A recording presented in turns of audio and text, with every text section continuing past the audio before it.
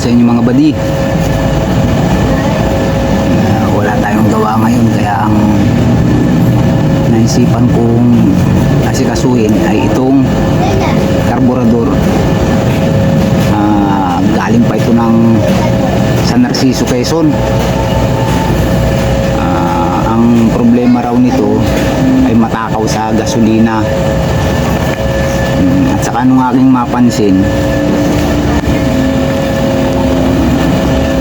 shoutout nga pala dun sa may-ari ng karburador, si JP ng Abuyon, San Narciso, Quezon. Ito na yung karburador mo. So titingnan ko, ngayon ko lang to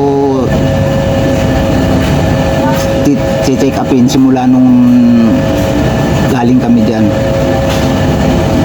So tinanong ko nga siya kung ano raw ang problema. Malakas lang daw to sa gasolina, at saka mahina rin daw umatak.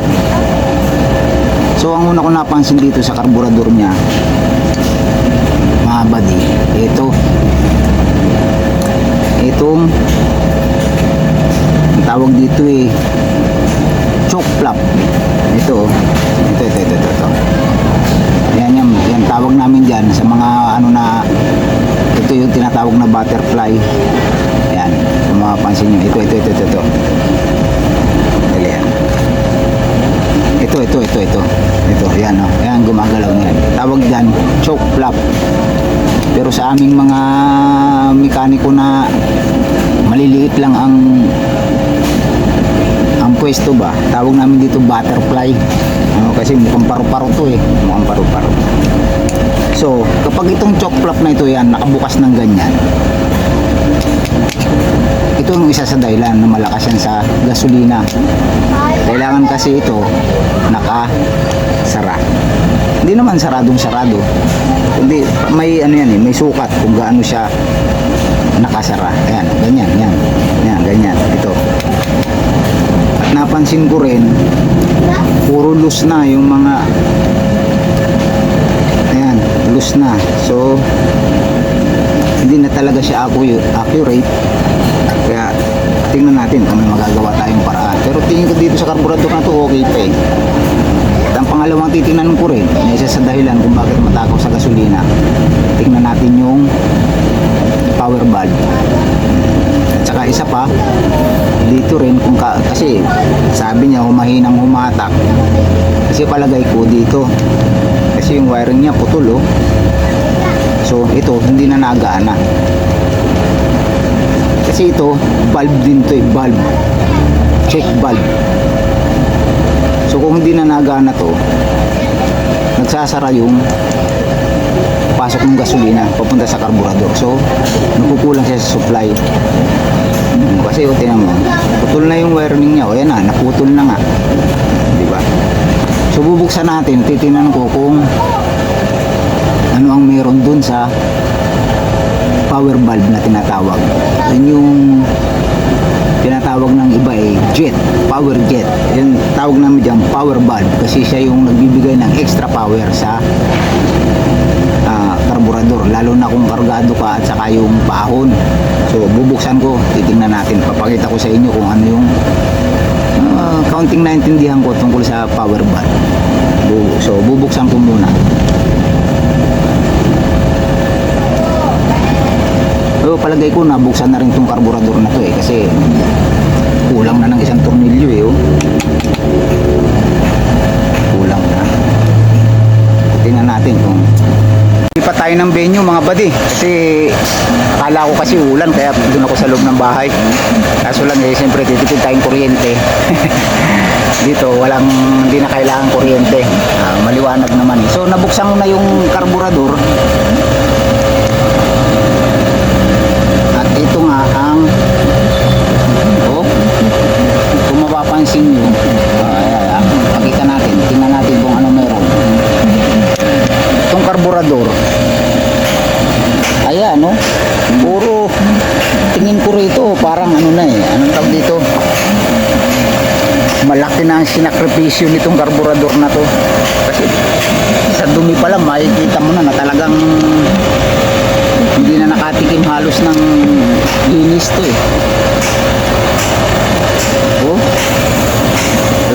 makikita mo naman yung mga kalawang, yung mga dumi na nahihigop niya. Kasi talagang bugbog. Bugbog tong karburador na ito, oh. Kaya may mga kalawang-kalawang niya, oh. Tapos ang problema pala pare ng karburador mo, yan, oh. Yung power valve na sinasabi ko. Ayan, oh. Sinisil na nila, eh. Ayan, nabiyak hanggang siguro pinipilit nilang tanggalin, hindi na rin matanggal. Ayan, oh. Puro tama na. Ito. Ayan, oh. Ayan yung power valve, eh.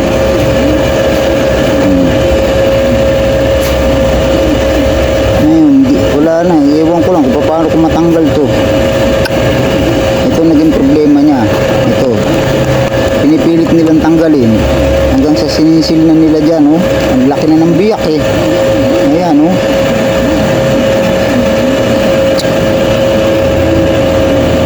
Ayan ba ang paraan dito para matanggal yan. So at ito na mga buddy, natanggal na natin yung power valve. Sa tulong lang nitong ito sa tulong lang nito,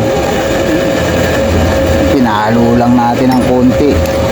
Sabay pinagtyagang ano yun, ito natanggal na natin, naluwagan na. So kakalasin ko, maluwag na to, eh. Ito yung power valve na sinasabi ko, eh.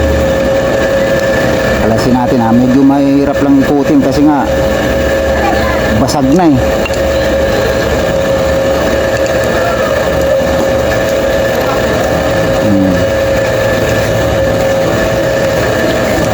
Tanggalin natin. Asahin nyo, Toy? Meron na. Wala pa si Kuya na yun?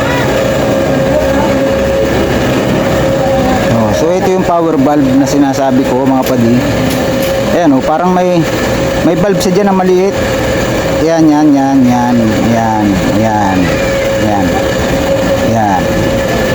Yan.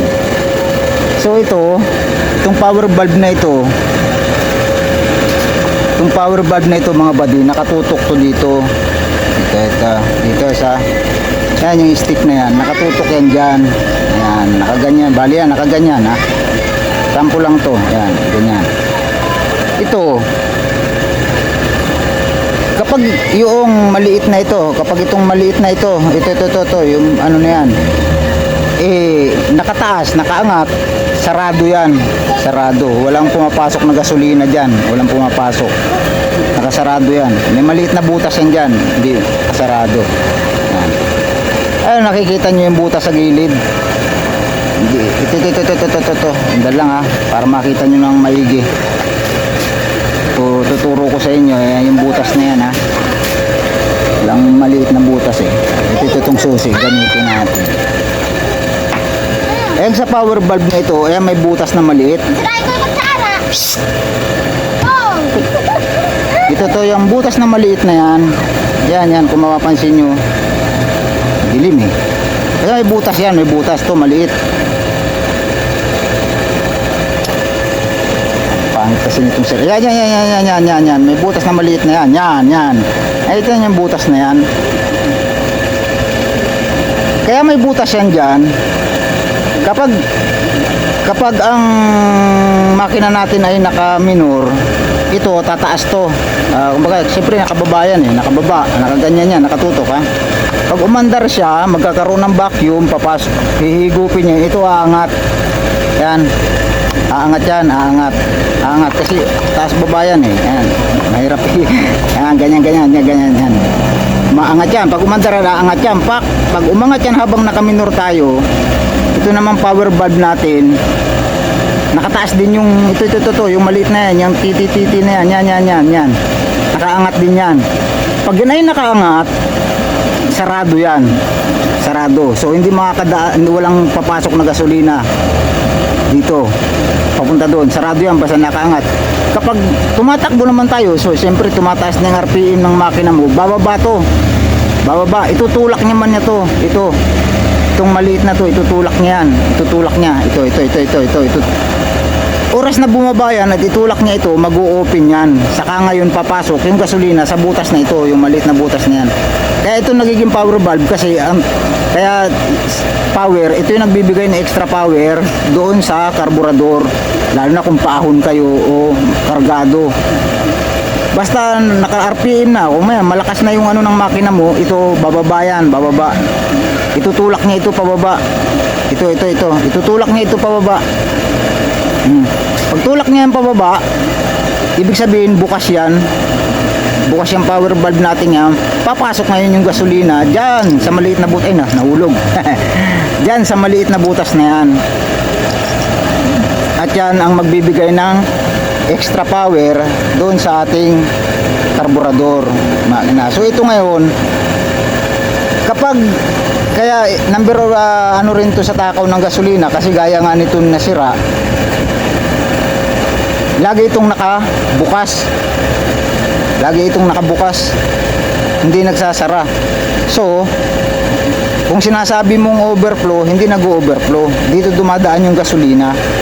Hindi nag-overflow dito kasi laging nakabukas. Lagi siyang nakabukas. Yan. Kaya, tuloy-tuloy pa rin yung gasolina niya. Yan. Pumapasok. Kaya sabi mo nag-overflow. Hindi yan nag-overflow. Dito dumadaan yung gasolina mo. Yan ang pangalawang ano rin kung bakit matakaw sa gasolina ang sakyan mo kapag ito ay hindi accurate. Unang-una ito. Kapag nag-vacuum yung makina mo at hindi ito umangat, pag nakaminor ka, hindi yan umangat, nakatutok siya palagi dito. Pag ito ay nakabaon kasi, ibig sabihin bukas. Bukas yung valve. So may tendency dumaan yung gasolina dyan. Yan yung butas na yan. Yan. So ito ngayon nahanapan natin ng kapalit. So ito lang yun. Ito lang ang problema nitong karburador na to. Kung bakit malakas sa gasolina. Okay naman at saka yung choke flap sa ibabaw ito. Yan lang. Yan lang ang re-repairing dyan. Okay na uli ito. Okay na uli ito. Kaya ngayon mga buddy, sasarado muna natin to kasi maghahanap nga ako nito. Kung mayroon ka bang makukunan nitong ang alam ko kasi isang pag bumili ka kasi nito kasama na sa buong ano eh. So mas maganda na rin siguro kung makakabili na ng lahat na pampalit sa mga pyesa rito para sigurado balik na naman ulit ito sa dati kasi ito lang talaga problema niya kaya lumakas sa gasolina saka hindi na kasi accurate eh. Saka yung pumuputok-putok. Totally kasi mga buddy, itong sasakyan na ito, ang kanyang distributor basag. Tapos tinalian lang. So may natalong kuryente. So ngayon, dalawa ang mahirap kasi kumuha ng pyesa dun sa kanila. Kasi ang layo ang nang bilihan. So dinala ko rito dito sa Manila, dito ako bibili. Itong power valve na to at saka distributor. Wala kasing makunan dun. Ito ang isa sa dahilan niya kung bakit malakas sa gasolina. Pinalo kasi nila ng pinalo eh. So isasarado muna natin to. Tapos kay Boss JP dyan sa Abuyon, maghahanap ako nito. So kung makakabili ako ng isang pira, ito lang, swerte. Pero kung hindi ako makabili ng isang set na palagay ko nito eh. Pero subukan ko. Pag ito lang, kaya kong abunuan to. Pero pag yung isang set na nito, baka hindi na kaya ng budget ko, buddy. So, malalaman mo na lang. Ano ko na lang sa'yo. Kung kaya ko. Pag kaya kong bilhin, abunuan ko lang muna.